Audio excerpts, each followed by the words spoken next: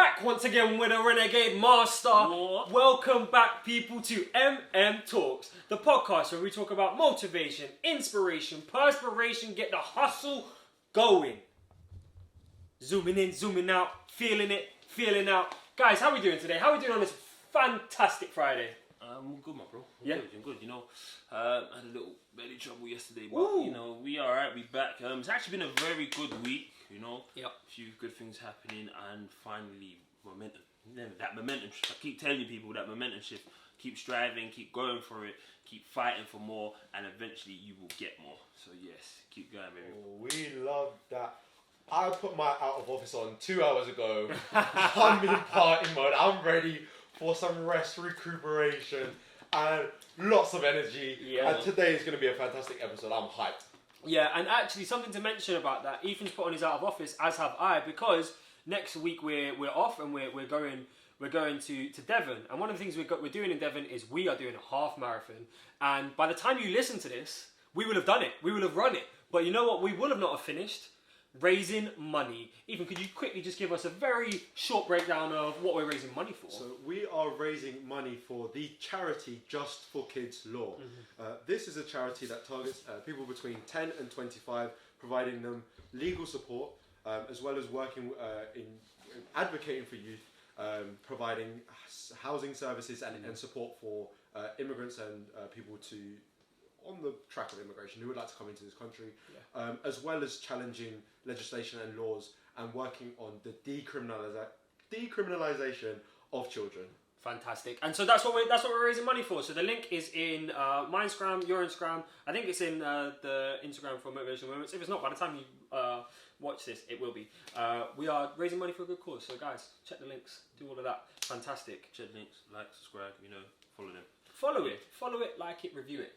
But that leads us on to experiences. Next week we're going to have a fantastic experience of running a half marathon, right? Yes, you will. But in life, we've had so many other fantastic experiences. So today's podcast is a top 3. We know that you guys love our top 3, so we are doing our top 3 experiences in life.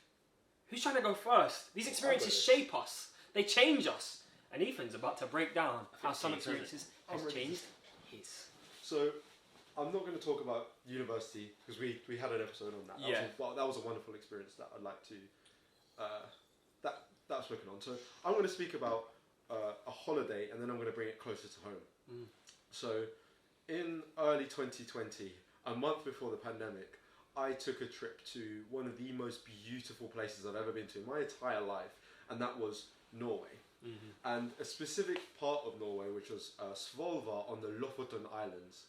Can you say that again? Sorry, one more time. Svolvær in the Lofoten Islands. Bro, that you need to put that into a rap. Somewhere in life, I want to hear that in the flow because that sounded pretty. I might have to put subtitles up for that. And this is a collection of islands in northwest Norway that one of my managers actually from work came from. So shout out to her if you're listening. I'm not going to say her.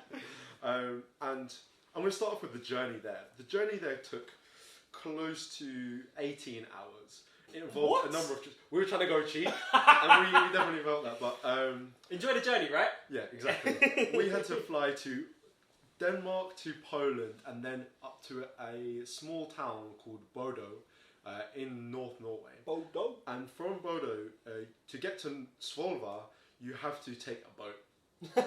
Hold on, you got a plane? Then I imagine a bus. We got 3 planes.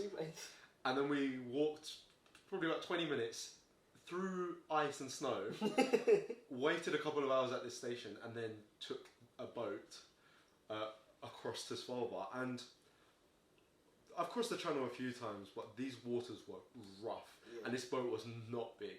And I remember being like, oh my god, I can't believe that I've decided to come out of here. This is just ridiculous. Like, I've been travelling for the last 18 hours and it's just been madness. For 18 hours, you should be in like Singapore. Yeah. It didn't take me that long to get to Vietnam.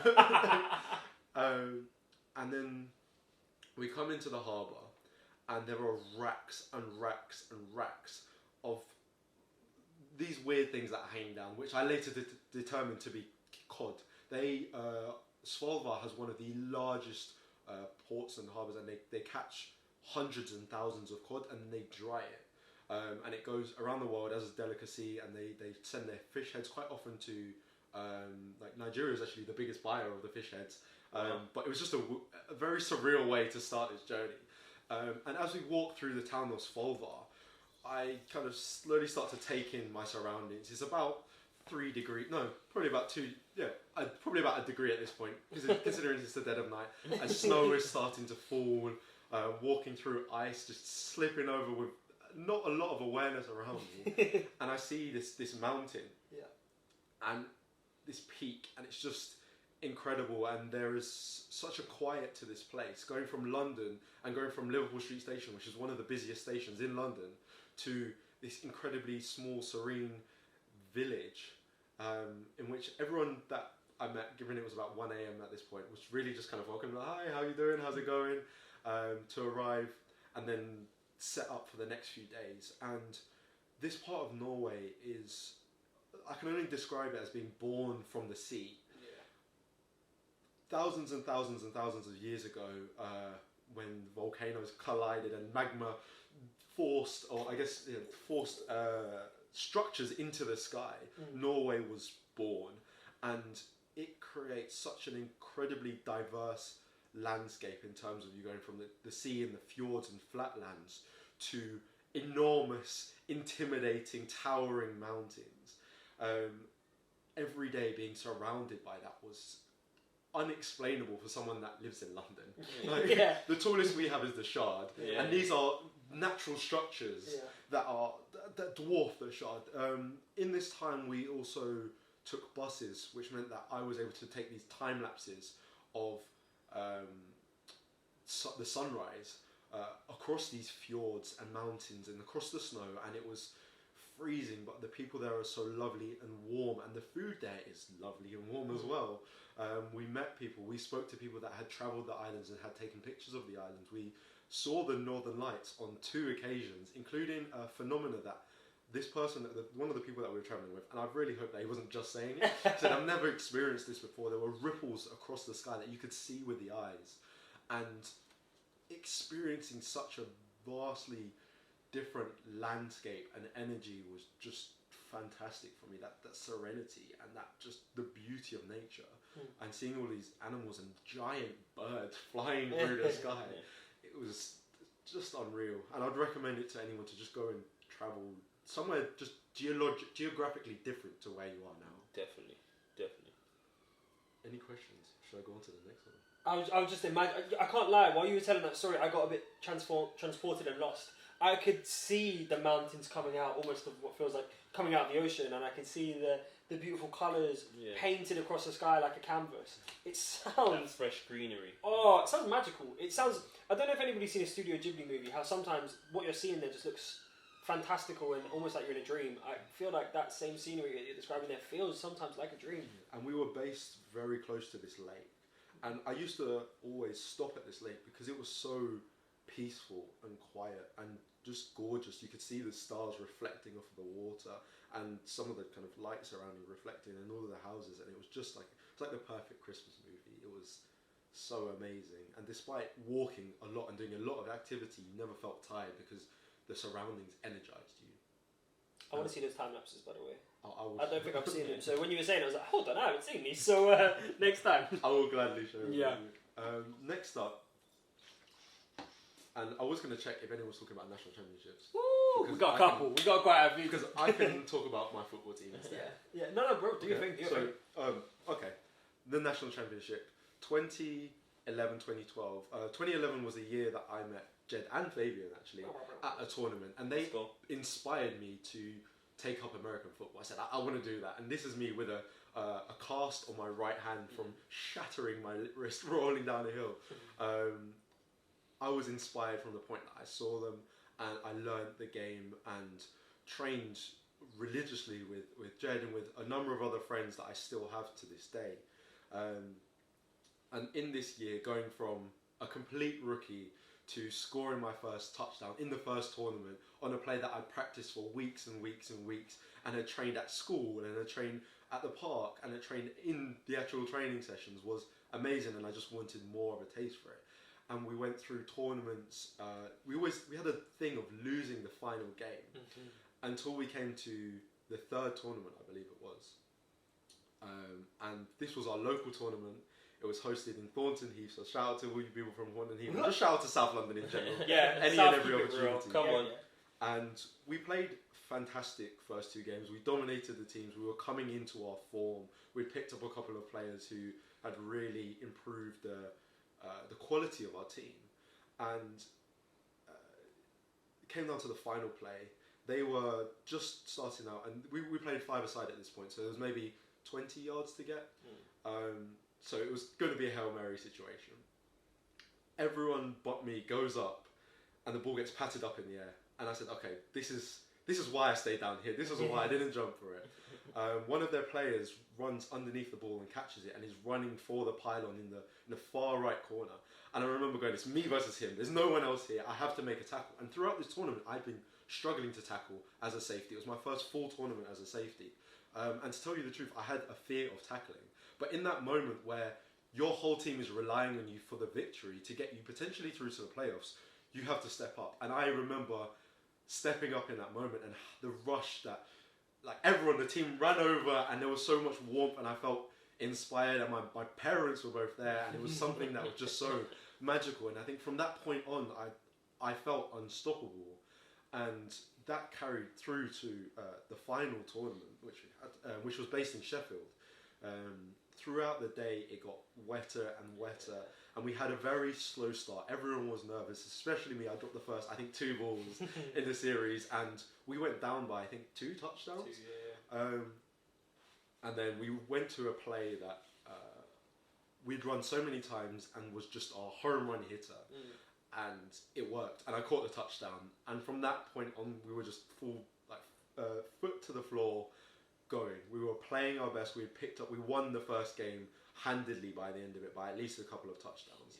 Then the semi-final, we go to, I'm not even going to mention the team's name because, but our local London rivals, and they spoke a lot on the sideline. They chatted a lot of rubbish, and they said a lot of very mean things. As they always do. Exactly. But final play, it was our turn to lay the hammer down. A big hit following the best interception thrown in existence. Gang. We caused the fumble, and we picked up the ball in the end zone. We were through to the final against a team that had been there for 4 straight times. Yeah. Unfortunately for them, though, they could not make it this time. With a spectacular performance by, I'm going to say, Jordan Effer, shout out to him. Shout out to Jordan. Who made one of our coaches fling his hat into the air and collapse and scream. A pitch of which I've never heard from this man, who has the most deep voice you will ever hear in your entire life. It was a moving moment for me, and a moment that I will never ever forget. I hold the medal to this day. I'm not particularly sentimental with things, but that medal is going to be with me till the day that I pass away. I hope I get buried in that medal. So if you're listening to this, potentially grandkids, some grandkids, please bury me in that medal. Fellas. My final experience that I'm going to be talking about is scouts and scouting, but I'm going to focus very specifically on Scout Summer Camp. So this is a 5 to 7 day summer camp in which we would go away. We would be put into patrols, so groups of kids, about 5 of us, to a tent, and we would be responsible for the maintenance of our tent, for feeding each other, for cleaning up our areas, for maintaining the environment in which we were to exist. Yeah.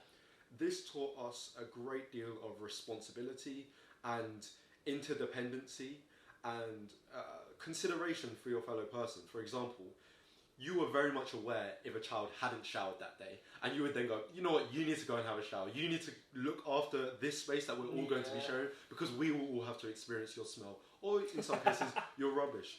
We also had to cook for each other. The idea of getting salmonella and having to wake up in the night to look after one of your kids is not the nicest thing, but also salmonella is a really horrible thing. Yeah. So we learned to cook for each other, we learned to look out for each other, and we formed a very close bond in that week. We also took part in a load of activities such as hiking, which is, again, reliant on you being a team. Who's map reading? Who's motivating the team to get over this mountain? We were, mountain hills, let's be realistic, it's England. We were walking kind of 8 miles as kids, independently, between checkpoints. that team bonding experience is one that I will never forget, particularly because these are kids that you don't necessarily know that well. We also did stuff like high ropes, kayaking, mountain biking, all things that are designed to test your mettle and to give you an opportunity to push your limits, and also establish boundaries. Am I comfortable doing this? How far will I go? Can I go that little bit further?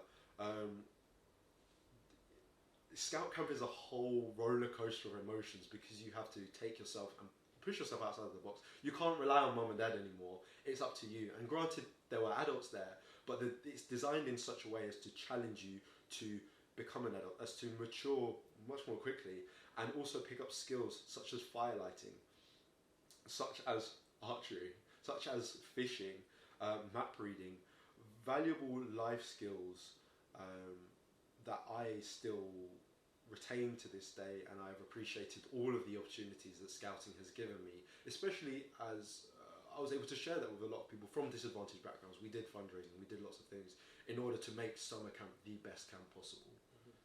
That's me. Those are my experiences. I was going to say, like, you see, like, even the map reading, because I can relate because I go back to Duke of Edinburgh and you learn how to read a map and everything.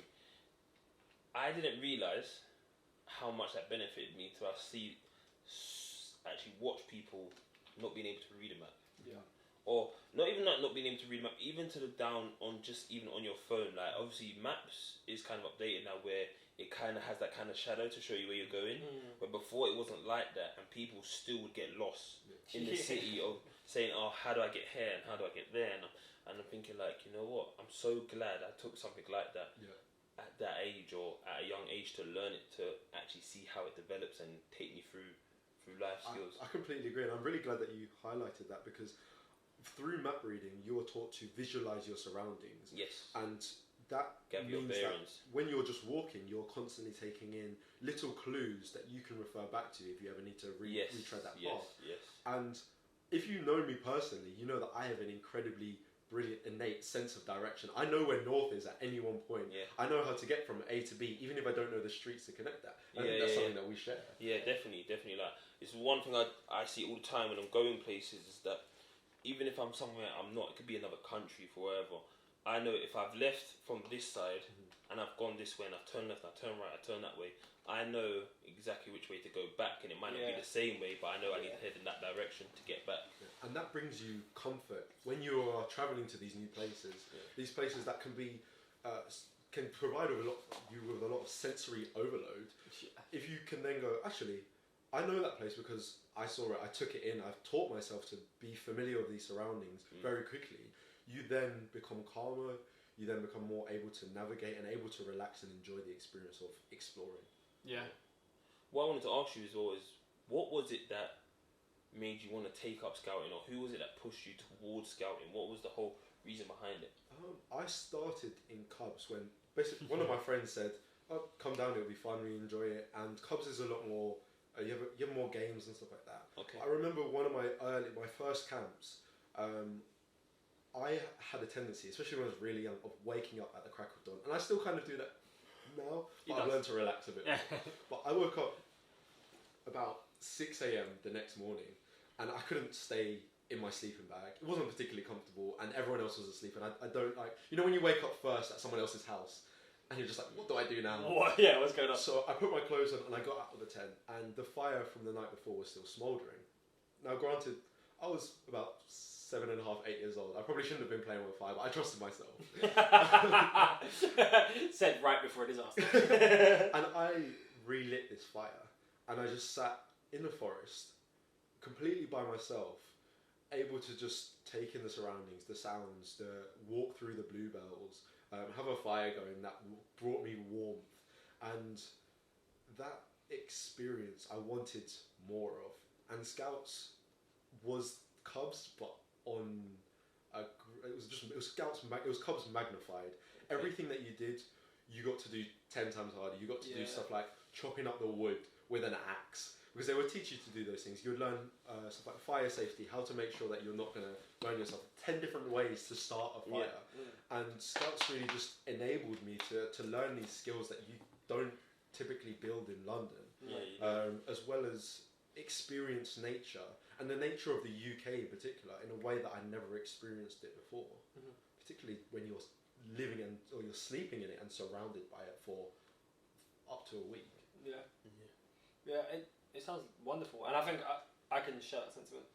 With Scouts and Cubs the same. So thank you for sharing that with us. And if anybody's listening and they're not sure, take your kids down to Scouts, to Cubs, to Guides, to all of that. They might have some fun. Yeah, man. They might start a fire at 8 years old and it be perfectly okay. We're not condoning that. No, we're not. We're not condoning that. Yeah. But what we are condoning is Fabian's 5 minutes of food. Yes, sir. Let's go, baby. It's about to go down. Fabian's got something a bit special for us this So time. we're going to do a quick fire one. So maybe try this one with your friends, family, try this one at home. But right now, for these two guys, what I want to do is literally, this is quick fire. So the first thing that comes to mind, I want you to think about, not even think about it, I'm going to give you the question, and then you're going to put it down. Yep. Okay. So, because it's kind of on the spot, who's going to go first before I ask the question? I think you should pick. I should pick. Yeah. I'm going to pick Jed because I like to put Jed on the spot. I'm ready! Okay. Yeah. Alright, so it's Saturday night, Okay. So I'm chilling is what you mean. yeah. All takeaways are closed. Right? Where am I living for all takeaways if you guys on a Saturday? All takeaways are closed, Yeah. or they can't get to you. Yeah. And right, I need a drink, main meal, and a dessert. Go. Water, Marmite on toast, Marmite on bananas. Oh, bananas. Let's go back to the taboo episode and put that bit in there. But that deserves to be in there. No. We're not having that. You're stalling. He's stalling. I was just trying to create a happy environment. No, Chaotic environment. Yeah, like no. So you said Marmite. I said okay, yeah. No, okay. So drink wise, I don't drink alcohol, so it's easy. It could be anything. I'm having a juice. I'm having an apple juice. Okay, there we Right. go. Then I'm gonna make myself a nice spaghetti bolognese. Okay. And then to finish off, I'm gonna have a fruit salad. Okay. And that's what I'm gonna have. Yeah. Fruit juice, spaghetti bolognese, and a fruit salad. Alright, cool. That was me. Yeah. So I'm gonna go for something very simple as well. I'm gonna do like a chicken and chorizo with rice. So very quick. I chop up some garlic, chop up some onion, chuck it in, chuck in some cherry tomatoes chopped up, chorizo, and really start to cook in the flavour of that chorizo and the saltiness and the spiciness of the chorizo into the garlic and onions, and then chop up some chicken breast, chuck it in, boil up some brown rice, specifically brown rice for this, and then transfer the brown rice into the pot, mix it all together. It's delicious, it's flavoursome, it's good to go. You can do it with a little side salad very quickly. And then for dessert, I have to think of a very quick dessert. I'm going to go with just like a banana split. So we're going to get some ice cream. Stealing my banana idea. I see. I think Put Marmite in the improving on it quite significantly would be nice. I mean, Okay, let's do a poll next Friday. Yeah? Yeah. A Marmite banana or a banana split. yeah, gang. I want to I make wanna so see- many bot Instagram accounts. Why have 10,000 people voted for Marmite on banana? So we're gonna split a banana. You all know how to make a banana split. It'll be delicious. It'll be a great time, and it'll be quick. I can't lie, I don't know what a banana split is. You know what banana split is? So you get a banana, you split it, cut it in half. No way. Um, Put Marmite in it. 3 scoops of chaos for Jed today. 3 scoops of chaos. Yeah. 3 scoops of your favourite ice cream. Yeah. Then maybe some hundreds and thousands, maybe syrup of your choice. Oh, like a sweet thing. Okay, good. That sounds really nice, yeah? Yeah, Good. sounds much better than Marmite and banana. Hey, vote. We don't know what the people are saying.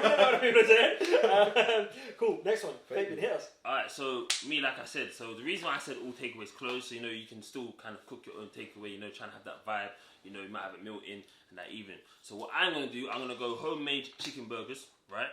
So yeah, I'm gonna get the chicken breast, I'm gonna, hammer it down, get me flying it out and get it nice and breaded. I'm gonna fry that in just a little bit of oil. Yeah, take it out and then fry it again because we like to double fry it, get it extra crispy. So we're gonna do that in a nice brioche bun, and then we're gonna put some lettuce on top of that, and we're gonna make a homemade spicy mayo on top of that. That's going in there. Side dish with that is going to be sweet potato wedgies. So we're gonna do that in the oven. They're gonna come out really nice, again nice and crispy. Have those. And the drink to go beside that is going to be homemade fresh strawberry lemonade. So we're going to have with that, And then for dessert, I would have gone apple crumble, but for my sweet tooth, this is what you got to do. So you're gonna go to Tesco's, or you're gonna go to Sainsbury's, whichever one you want to go to. Don't matter, no controversy out here. You're gonna get either the Tesco Finest or Taste the Difference cookies. Sorry, they have eggs in it, so you can get the other ones that don't have eggs in it, which is the shortbread ones. He's already out of it because you said mayo. brioche You said brioche bun and mayo. He's already. Yes, you can. Well, that is not vegan mayo that I'm not having in the house. You said homemade. I don't know how. Right, it's homemade, right? So how's you trying it? I don't know how you make a homemade vegan mayo. The mayonnaise can be vegan, but the brioche certainly cannot. But it's food. Yeah, right. Okay, and then we're gonna go. See, now you made me lose complete track. You were doing... Yeah, so right, the cookies, right? You're gonna get a cookie, put it in a bowl, microwave for 30 seconds, warm that up, and then put nice vanilla ice cream or ice cream of your choice on top of that, and that is your homemade cookie dough. And top it off with some Marmite. You're really trying to drive this home. I mean, we're gonna set Jed's own YouTube page up. Why should they sponsor us? Why should Marmite sponsor us, yeah? Because all this talk, yeah? And then nobody will be talking noise about it no more. If Marmite sponsor us, so is Adidas. No, what are you doing? Yeah. I will stop the Marmite slander if they sponsor us. I actually like Marmite, but Marmite and banana. A Marmite with ice cream and a cookie. I might quit the pod. No, but I'm just pushing this idea, and I'm now gonna not push it too far. But what I mean is, you know how sweet and salt go together really well, like salt and caramel. Yeah. I'm trying to work out, is there a thing? No. And I know Fabian's gonna say no, but I'm trying to work out, is there a thing that's No. sweet that could really go with Marmite? No. I'm just trying to No, put it out there. There's not. Guys, if you have Marmite with anything Listen, yeah. sweet, that's Someone got my that's cousin Marmite shower gel for Christmas, like I said, and it's still sitting there. No one doesn't use that. I wouldn't. There you go. Yeah, I wouldn't. That just reminds me of the Vine with the kid in peanut butter. Yeah. Yeah. Yeah. Do you have any more questions for us, or are we moving? I think no, that was it. Like I said, a quick fire one. We can move on, and I will take my shot. I believe. Let's hear it, bro. Let's hear it. Experiences. Break it down. Right, experiences. So you know what? I liked where you went with the national championship, but I'm gonna go with same kind of thing, but winning and losing. So for me, my first year playing American football was very different because I came up from where in school I was the fat kid, or I was a bit too fat, weren't really good at much, and it's like I found American football and then was just practicing. You know when you first start something, you haven't gone to a game yet, so you're just practicing, you don't know if you're any good, and then I had my first game and I was pretty decent at this. I was like, I can play. And then we won. We won one game. Then we won 2 games. Then we won 3 games. Then we won 4 games.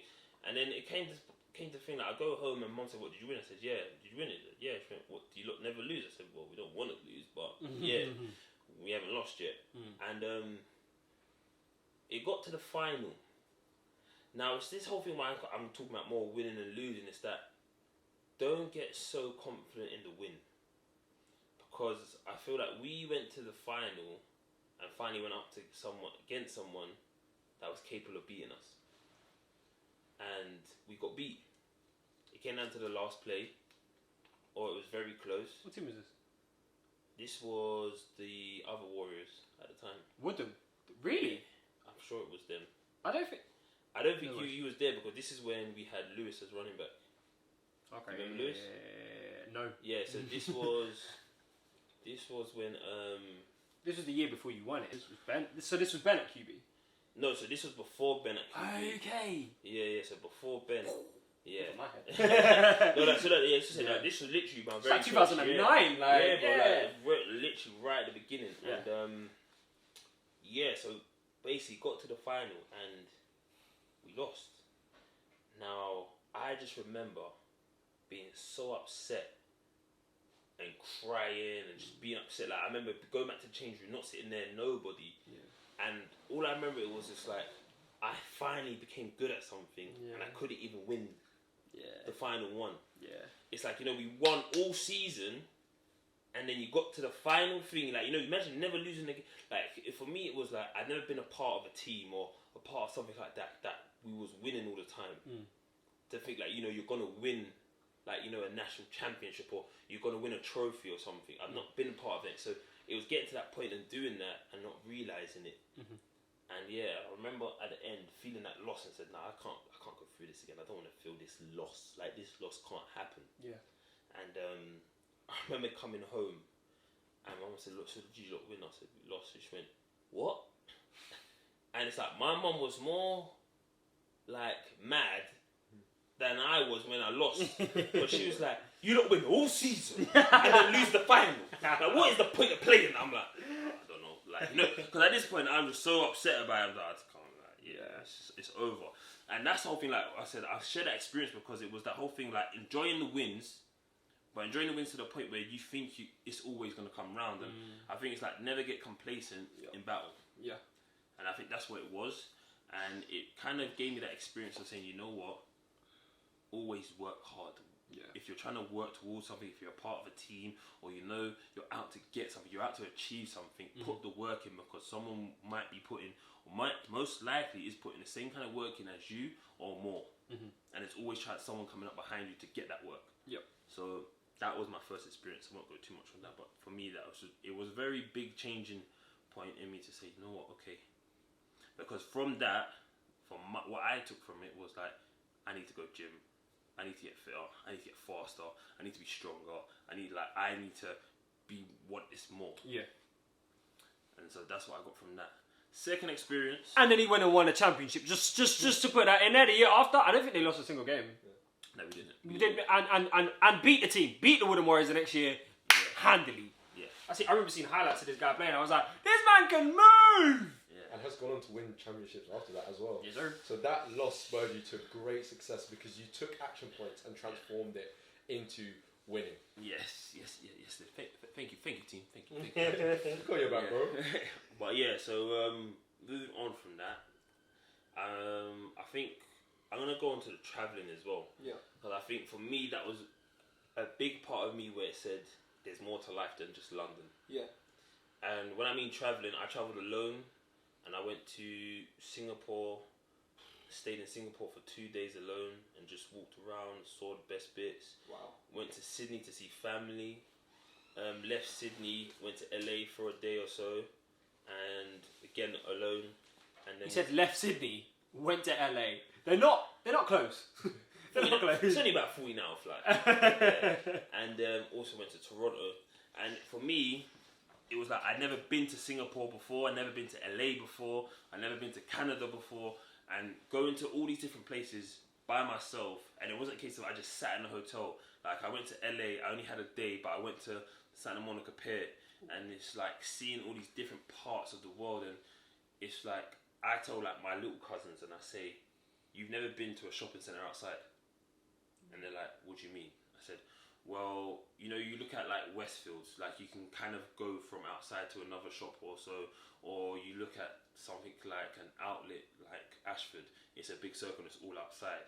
I said, in the States, each shop just has its building, but it's a whole mall like outside. Yeah. Do you know what I mean? So it's completely different. Like you go to Foot Locker, it's there, and then you cross over, and then you go to Nike, and it's there, but it's not in one building. They all have their own building. Yeah. And for me, seeing that like down by the beach was amazing. And like I'm seeing that at night time, it's busy, everyone's just doing what they're doing, and it's like for me, I'm just like I'm here alone. Like right now in life, I'm in a whole other country, enjoying myself by myself. Yeah. I'm not thinking about nothing at home. Yeah. And there's so many places to go in the world where you can travel and see things, and I think that kind of sparked a good part of me to say, like, you know what, I want to do this more, because that was more of the city stuff. So when we like, you know, you're talking about Norway, and then like there's Sweden, there's all these parts where you go like untouched greenery, like, you know, the seven wonders of the world. Yep. Like seeing all of those kind of things, you think those places have been there for thousands and thousands of years, untouched, and seen by many people. But so many of us will just spend our 40, 60, 80 plus years or our whole life in one city when there's thousands of cities all around the world to see. And I always encourage people to go out and travel, jump on any plane you can, just go somewhere just for a day to see what it's like. Yeah. So yeah, traveling for me is big. That must be so empowering, just knowing you can go Yeah. You're good. Wherever you go, you Yeah. can go. You've Yeah. got yourself, and that's all you need, right? Yeah, It's that's incredible. And it goes back to what you talked about Duke of Edinburgh as well. Like, you were doing these things where you were learning, Yeah. orienteering and learning, just literally a sense of direction in a space other than the one you're used to. That's it. And that helps. It really does help. And you've shown it there. So one, you believe in yourself, and two, you know you've got the skills equipped to take it further. It's powerful. Yeah. And the fact that you actually go into Duke and Bread goes on to my number 3. Ooh! And that's... Transitions are smooth over here. It's going back to what we did, and that was climbing Snowdon. Oh yeah. Because for me, like, that was the reminder. Like, you said you wanted to do it, and I was like, yeah, cool, like, I don't mind, like, I'm up for it. Like, I used to do that stuff was cool. And I didn't realise how much I loved going outdoors and being in nature till we did that again. Yeah. Like, till you took me there, and I think it was the first, like, 10-15 minutes into the walk, and I realised we're away from civilization right now. Yeah. And I realised that this is where I want to be. Yeah. Like, this is actually where I want to be. Like, first thing in the morning, all I can do is hear birds, waterfalls, like, just nature itself. No cars, no sirens, not worried about if my phone's going to start ringing. Just literally in a mountain, away from everything. Yeah. And it made me realise how much I said, this is what I need to do more of. Because it's not a case of like, oh yeah, I like it, I'm at peace. Yeah. And I think that's what everyone needs to find in themselves. What makes you at peace? Because you can be rushing around day in and day out, and at some point you're going to crash. Yeah. So you need to find that thing that makes you at peace, whether it be yoga, whether it be going away, whether it be disconnecting from everything for 5 minutes. Yeah. And at that moment, like there, like I felt like I got weeks back of like just life and emotion and energy. Like the whole point, like when Superman goes to the sun and he powers up. For me, it felt like a power because it felt like, wow, like you know that whole relief. And yeah, so like I gotta say, like thank you for showing me that again, because it really made me think about all the times I did Duke of Edinburgh, all the times I did cadets, and I was walking in over these hills, setting up camp, and just being away from everything and just with good people, having good conversation, and literally good times. Yeah. So bring on more of that, bro. Oh, for real, bring on more of that. And you know what? It was even that moment right at the end where, you know, we'd climbed and we'd come down and then we jumped in the lake. And just the sereneness of that. Because by the time we'd gone up and come down, everybody else was trying to jump on the mountain. And we were like, bro, we were there first, move! But then when we come back down, we found this little spot on the side. And then it was all silent again. And it kind of reminded me of the morning when we were just going up on our own. And you got to really bask in the glory, right? Yeah. And there's a gorgeous picture which Fabian has got. Look, the back is broad as well. You can tell man been in the gym. And out on the lake, and you could just almost feel the serenity and the peace that's within you, and you can feel it in that picture. So you might have to add that into a post following this podcast, you know, because that's a powerful. Yeah, and it's like literally you said, like even that picture there, because it's that being in that lake, and I'm looking out, and I just see all these mountains, hardly anyone around, and it's quiet, and it's like I'm at peace. Like you don't feel like there's any worry right now. Like I'm not worried about anything happening right now. There could be all freaking sharks, crocodiles in that lake. There could be anything in there. There could be eels. I'm standing there like, There probably were eels in that lake, to be fair. Yeah, I mean, this is what I mean. I'm just there like, hey, I'm good. This is life. Yeah, that's it. Life is good. Life is good, mate. But yeah. So hold on, what we're saying is, us all just moved to like the middle of like the wilderness in Russia and just set up a house and build a house in the forest. I don't know with about nobody there. Russia. Yeah, but there's nobody else there. There's nobody else there. If we're in I the tell you forest, what, I will go set up in Russia if I can have 10 dogs. they'll probably just come to you at the same time size as me. In the wilderness, they just come to you, bro. Okay, I'll have a panther. Not in Russia. It would freeze to death in seconds. Okay, one of them wild cats that live up in lynx. snow. They got lynxes and stuff like that. Them too. Yeah. Okay. I know. I just need a lot of animals if I'm going to a place like that. Yeah. Well, to be fair, if you're in the wilderness, you just have animals come to you. And if you're living amongst nature, they'll be like, oh, this is our. I told you this is why I plan to buy a land in Australia and do anyway. Yeah. Watch out for that. Yeah. And the panther. I'm telling you straight. Hey, listen. Remember I told you that you're going to see me riding an elephant soon. Don't worry. Riding an elephant, and you with your kids as well, right? Yeah. Get ready. How long timeline? We're putting a timeline on that? No timeline. 2, 3, 4, 5 years. No timeline. It's just going to happen. We're looking forward to it. Yeah. Cool. I'm gonna get into mine. Mum, it's you, bro. This is you now. Like, we're done. You got to close this episode. Like, we've been here now. You know what's crazy is I'm just sitting here basking in the glory of two of my closest people in the world, because you've both done some amazing things. Yeah. And what I'm so over the moon is that some of those things I was involved in. Yeah. So like some of my favourite people, and I get to share that with you. So thank you for involving me in your lives, because you're very cool people. That's what Thank you for being there, bro. So the first thing I'm going to talk about is going to the Acropolis in Athens. Okay. Going to the middle spot.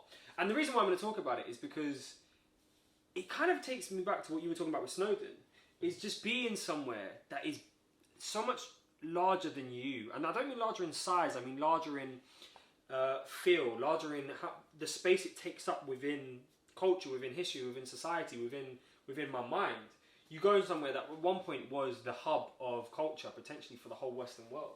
You go somewhere that represents where a lot of spirituality and religion came from. You go to somewhere that represents modern society for a lot of people, and being right at the top of that, overlooking one, the whole of Athens, which is a beautiful, beautiful space, and two, has all this spiritual energy around it, and some people go there and you can tell that they're having these really spiritual experiences, and seeing these what once would have been incredible, momentous, vast structures now broken away is also another experience within itself. Mm-hmm. You're seeing entropy of humanity. You're seeing entropy of things that once were and no longer are, and now are just places where people go to take pictures as opposed to go to feel their gods and speak to their gods, right?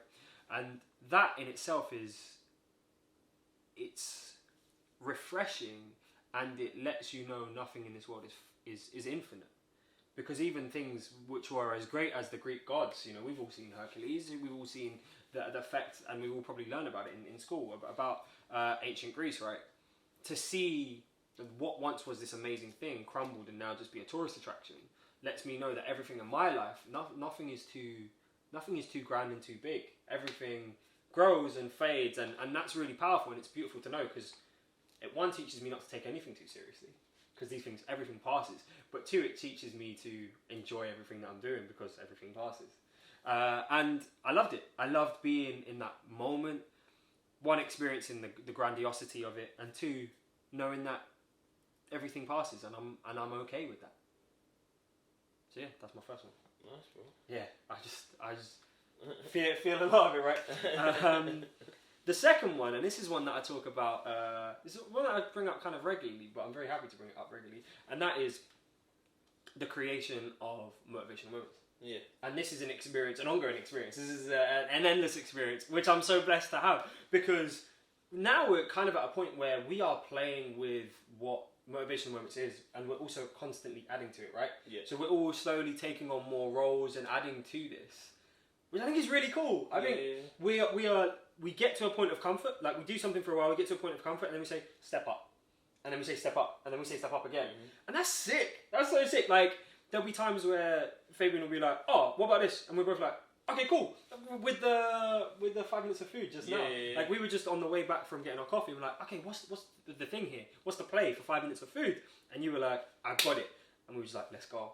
And the fact that that's this space that we live in, which is really positive, where we can all just throw ideas and be like, "Let's do it," is awesome. And the fact that it's a collective as opposed to an individual is also really important, because you've both spoken about the importance of team, whether it's playing American football or going to scouts. You've spoken about the importance of team and combining roles to reach the betterment of everyone. That's what we're doing here. We are taking the skills that we've learned in scouts, in American football, in other situations, and we're putting it all into this. I love it. Yeah.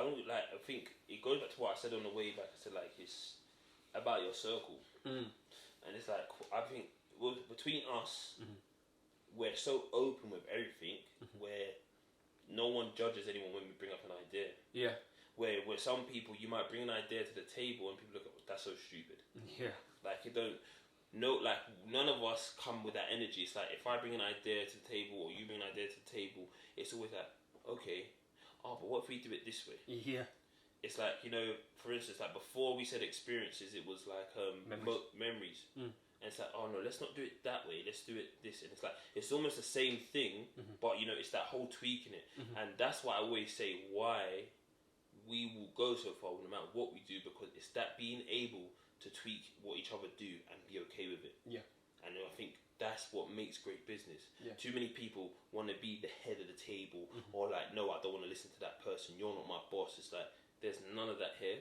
It's like we all see us as each other as kings. Yeah.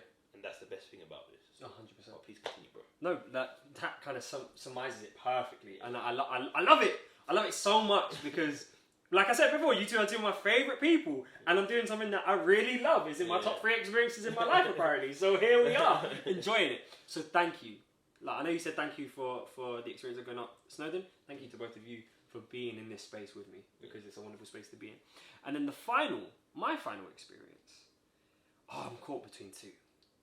Yeah, I'm going to do it. My final experience is getting my first tattoo. Okay.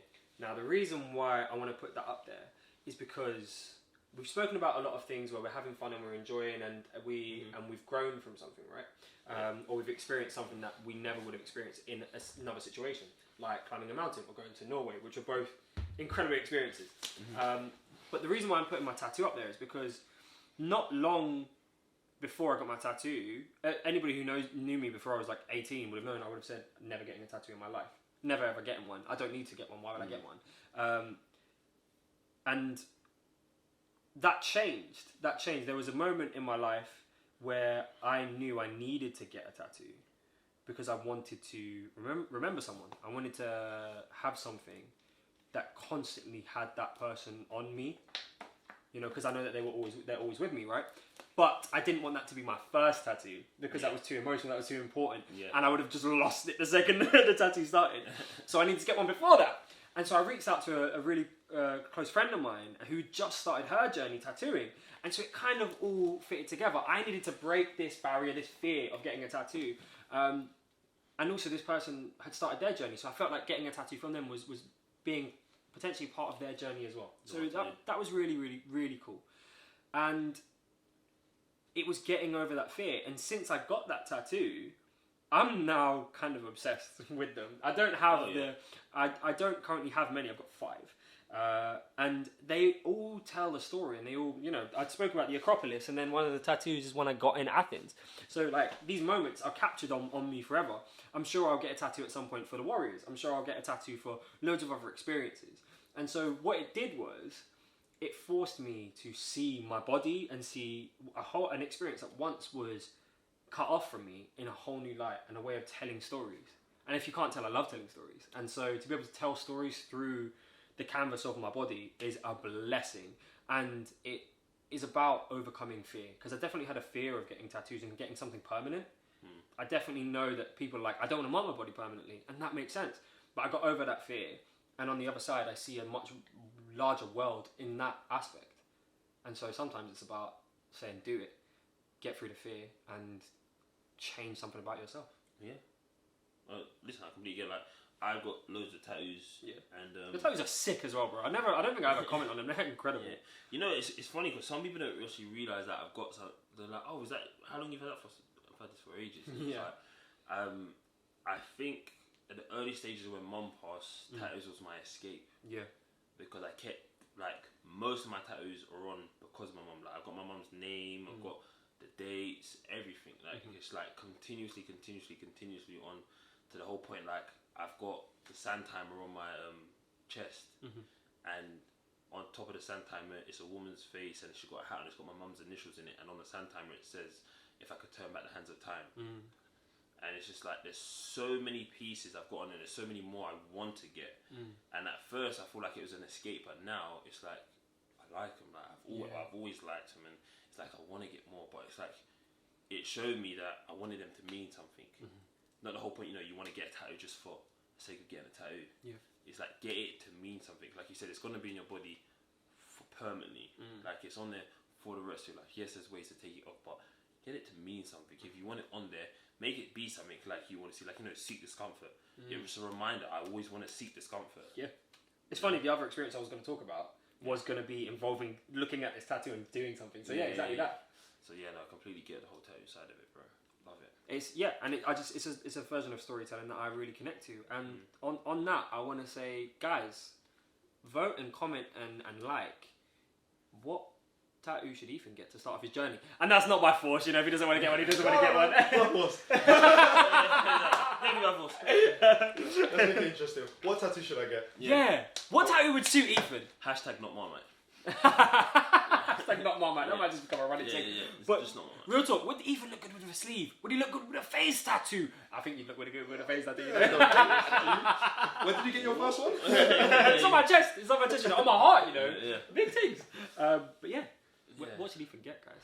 And also let us know what experiences have framed your life. What experiences have changed your life and really sit near and dear to you. What would you have on a Saturday night with all the shops closed for a quick 1-2 punch? Yeah, it could be something you've seen on TikTok. It could be anything. Like, just think about something that you might want to cook or try. Yeah. The one thing I always say about cooking, people think they can't cook. Some people can't cook, but it's the whole point of like, everyone can cook. Try. Like, it's like, don't expect to get it right the very first time. Yeah. Because like, when you look at these head chefs, they're not head chef from yesterday. They're a head chef for the last 15, 20 years. Yeah. Like, I remember being in chef school and seeing the head chef peel a mushroom. Now, when he peeled this mushroom, right, he made it look like a spinning top. What? And I'm like, that's sick. How is that even How's that possible? going on? Yeah. And he goes, this takes many years. When you start peeling them constantly, it takes many years. I'm just like, Jesus. And that's what I'm saying. Like, there's so many things. Like, they say to pick up a habit, you need to do it for at least 6 months for it to actually stick. So start with 1 dish, start with 2 dishes, cook it every other week, you know, just to see how better you get it. See it, does it need a bit of salt? What kind of actual like spices do you think it will go better in? Search it up online. There's so many different ways where you can access to get better cooking skills as a life skill to try it out. Mm-hmm. Like, food is an adventure. It's a great escape as well because it warms the heart once you eat something good. And it doesn't always have to be a load of junk. It's true. Any final words from either of you before we roll this off? I would also like to hear what experiences would you give to others if you could? And how would you shape that? And why would you do it?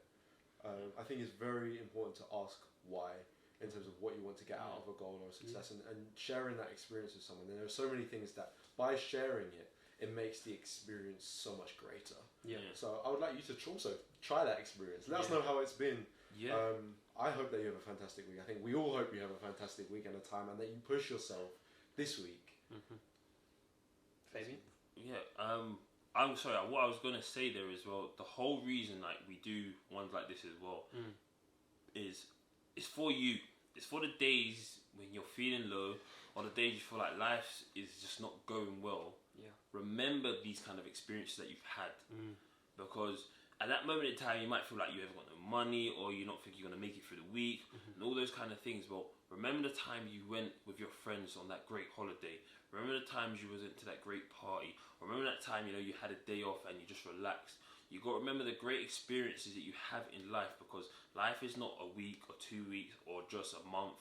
Like, life is built over many, many years, and it all comes together. Like, there's never always going to be a great, continuous, good day every day through life. You have to get through the bad days and continue to go and get it good. But as long as the good overweights the bad, you're doing all right. So just get through those small, unhealthy days and get back on track, and you'd be fine. I hope you have learned something. I hope you've smiled. I hope you've enjoyed it. Guys, from Talks, we love you. Wherever you are, good afternoon, good evening, good morning. Have a fantastic time. We are over and out.